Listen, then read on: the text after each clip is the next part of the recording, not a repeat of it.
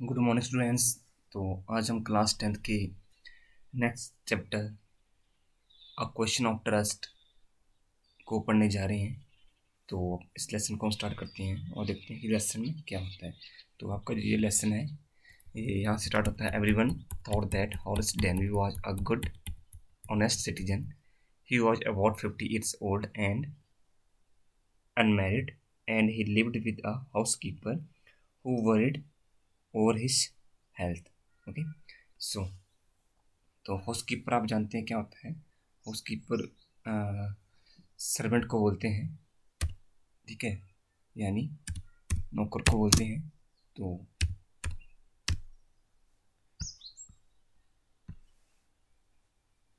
Next है यहाँ पे। तो यहाँ पे एक स्टोरी है हॉरेस डेनबी की, जो कि एक अच्छा और ऑनेस्ट पर्सन सभी द्वारा रिगार्डेड किया जाता था, उसको अच्छा पर्सन माना जाता था। ओके, और नेक्स्ट उसकी एज बताई गई कि वो 50 years के अराउंड था, और वो भी क्या था, still he was unmarried. He lived with a servant, वो एक अपने नौकर के साथ रहता था। Servant was always varied about health of Denby. तो ये जो सर्वेंट था वो हमेशा जो डेनबी का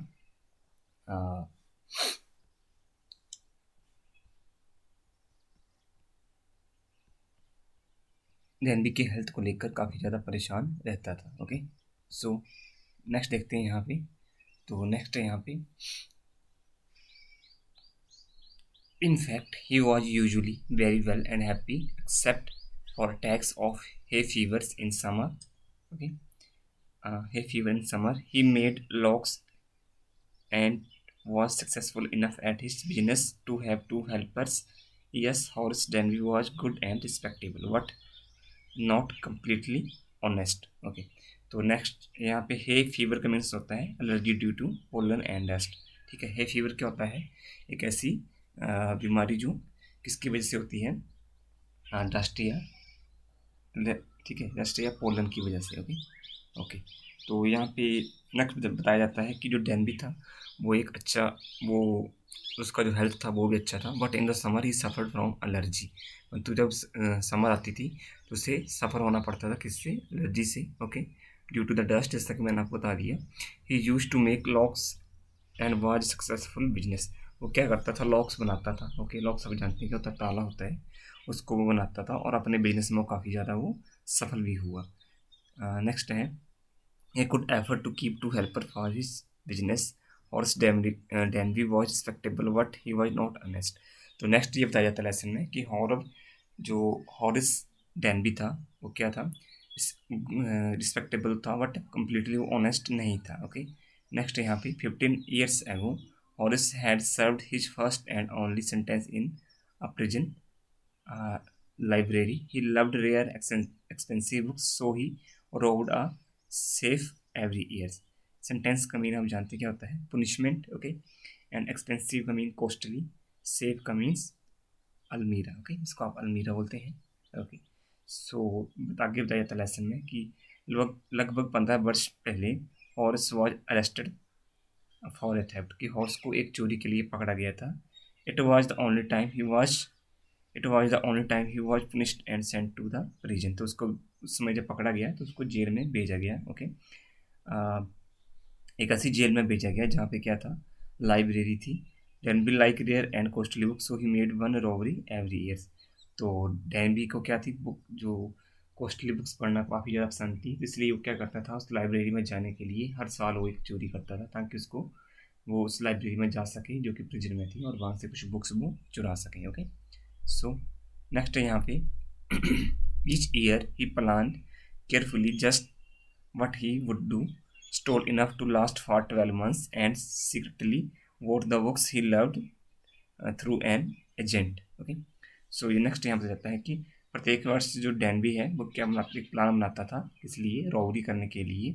ओके, और he would steel the amount that was sufficient for 1 year, और वो एक ही बार में उतना अमाउंट चुरा लेता था जो कि उसके लिए पूरे साल सफिशिएंट होता था। विद द और बाद में वो चुराए हुए उस पैसे से क्या करता था, जो अपनी जो फेवरेट बुक्स थी उनको वो खरीदता था। ही वॉट वो बुक्स थ्रू एन एजेंट, और ये बुक्स वो एजेंट के थ्रू खरीदता था। ओके, नेक्स्ट है यहाँ पे, no walking in the bright July sunshine, he felt sure this year robbery was going to be a successful as all others. Okay, तो नेक्स्ट ये बताया जाता है कि डैन भी जुलाई के मंथ में जो दोपहर में बाहर वॉक कर रहा था और वो ये सोच रहा था रॉबरी के बारे में कि इस साल वो जो रॉबरी करेगा वो पिछले साल से जितनी उसने रॉबरी की है उन सबसे वो बड़ी होगी और सक्सेसफुल होगी। ओके, नेक्स्ट है, for 2 weeks he had been studying the house at Shotover Grange, looking at its rooms, its electric wiring, its paths, and its garden. This afternoon, the two servants who remained in the grange while the family was in London had gone to the movie. Okay, तो next क्या होता है कि किस तरह ये जो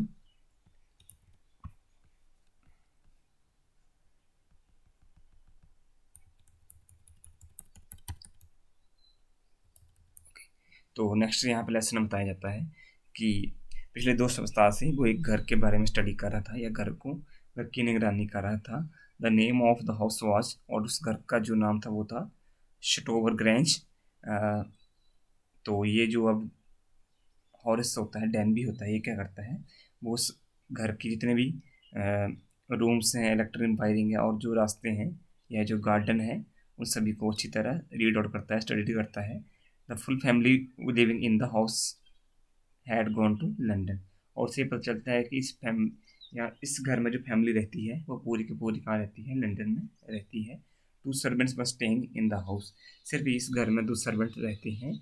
okay, this afternoon these 2 servants had gone to see movie, और इस दोपहर को जो दोनों नौकर हैं वो क्या करेंगे, मूवी देखने के लिए जाएंगे। ओके, सो नेक्स्ट है यहाँ पे, Horace saw them go and felt happy in spite of a little tickle of a fever in his nose.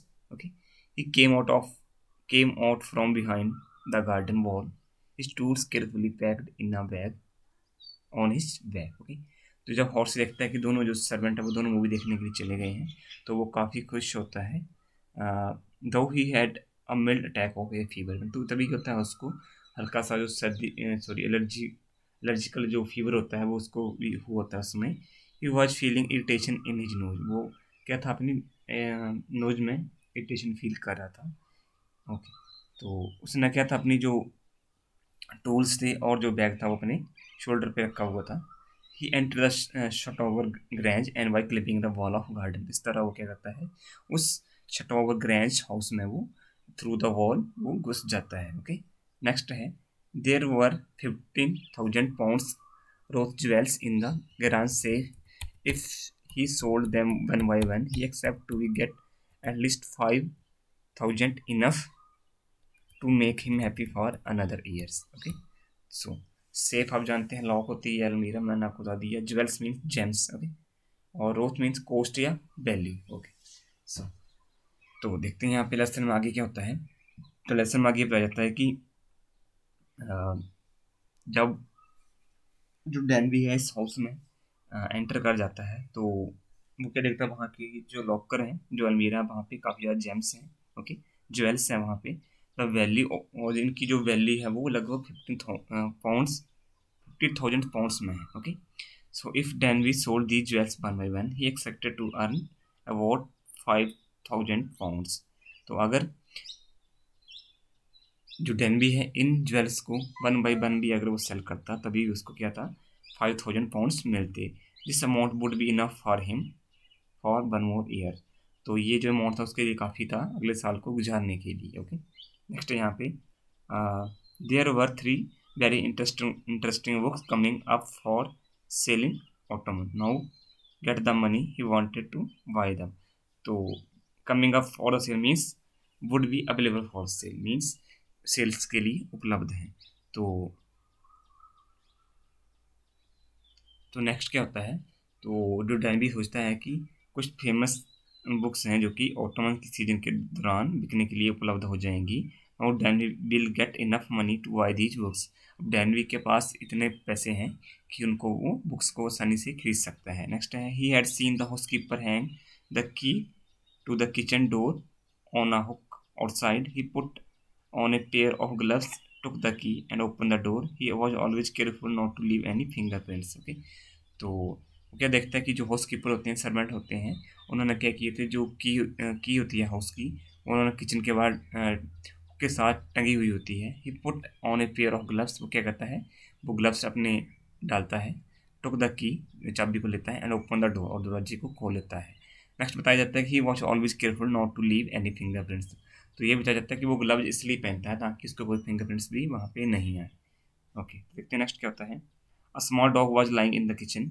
तभी वो क्या देखते हैं कि एक छोटा सा डॉग जो है किचन में सोया हुआ है. Okay, it stirred made a noise. Okay, stirred का मीन्स होता है moved, and moved its tail in a friendly way, और अपनी जो टेल है वो फ्रेंडली वे में वो हिला रहा था. ओके, सो नेक्स्ट है यहाँ पे. तो अब आगे जो थीप है हमारा, वो क्या कहता है डॉग को देख के. और right Sherry how is said as he passed, all you had to do keeps dog quiet watch to call them by their right names and show them love. Okay, so Horace उस dog के पास गुजरता है और उसको उसका नाम पुकारता है Sherry. If you want to keep dog quiet so you need to call it by its correct name.